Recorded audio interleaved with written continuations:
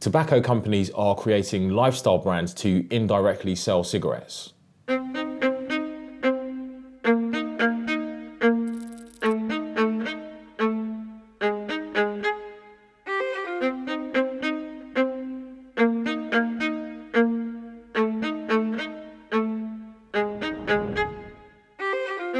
The tobacco advertising industry is one of the most heavily regulated markets in the world. In many countries, it's either heavily restricted or banned outright. That's because tobacco kills roughly 7 million people a year, and governments are trying to crack down on the associated health risks.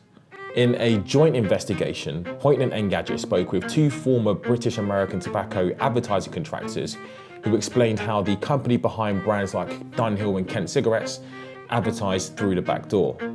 The sources have requested anonymity. The name used for the main source, Mike, quoted in this story, has been created to protect his identity.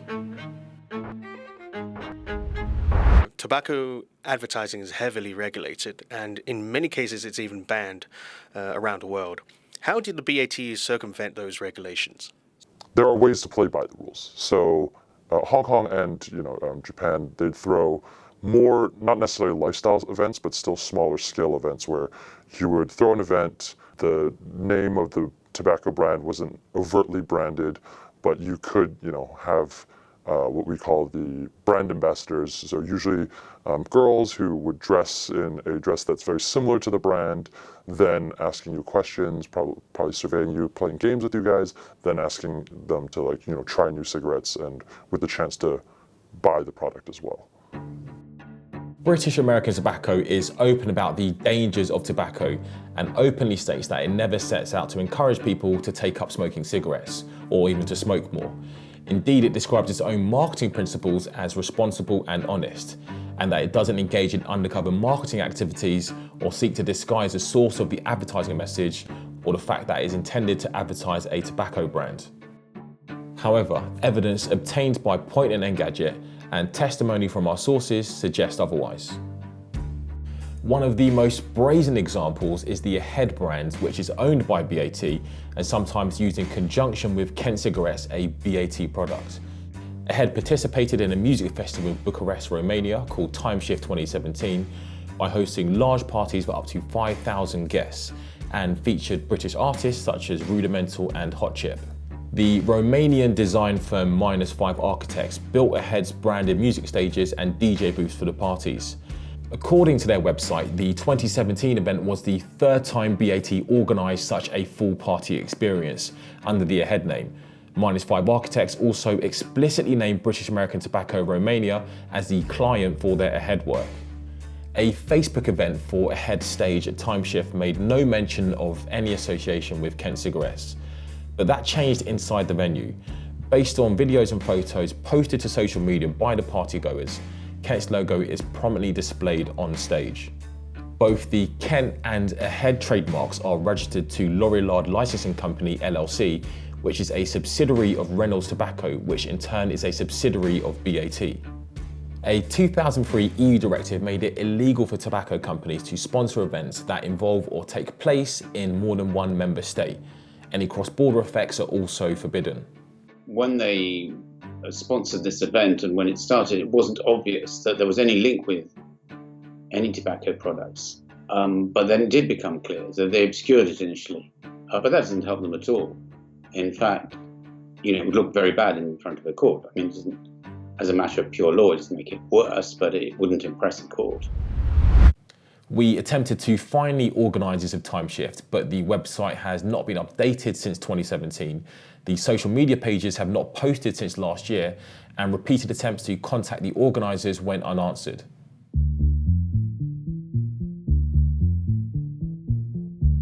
Timeshift didn't take place in 2018, but the same marketing strategy continues in Switzerland.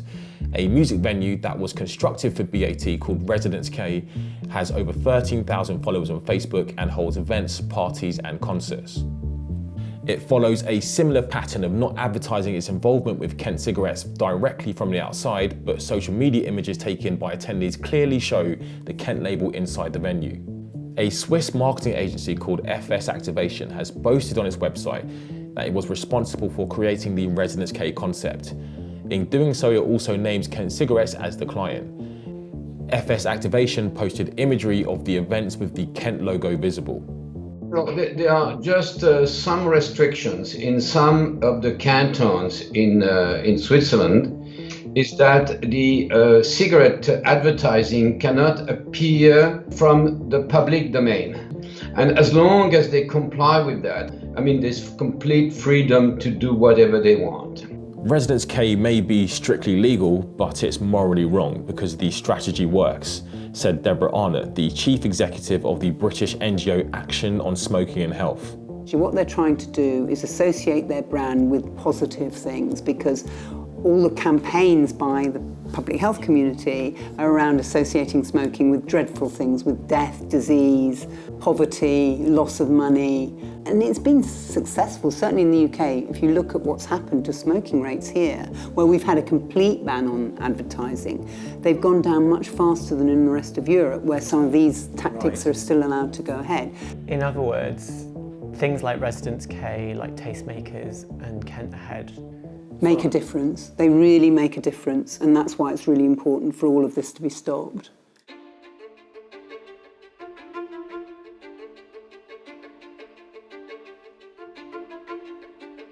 Whilst the music events in Europe provided a proving ground for these tactics, BAT showcased just how effective this type of indirect promotion can be in Asia, with a campaign that reached millions and partnered up with mainstream magazines.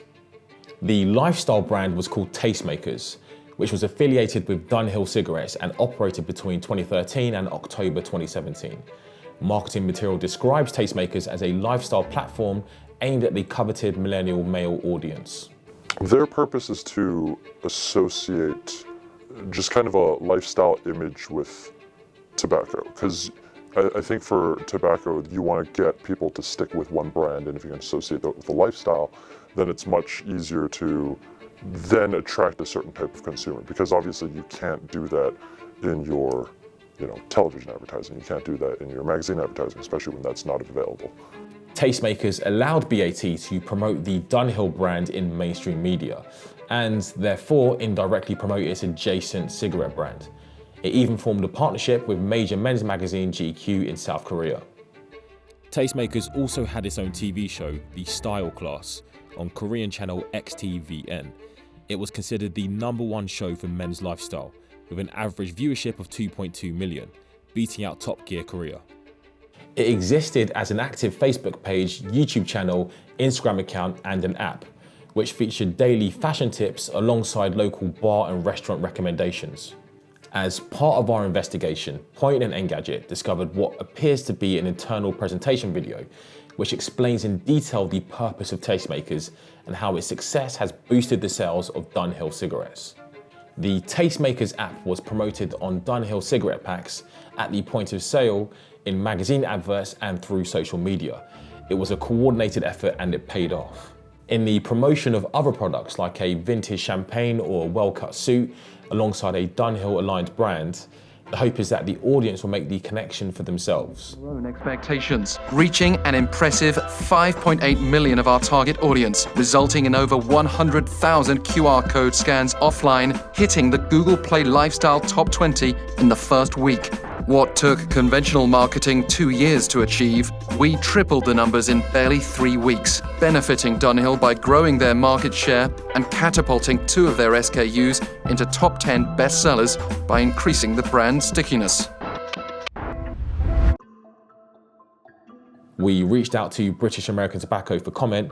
Here's what it had to say.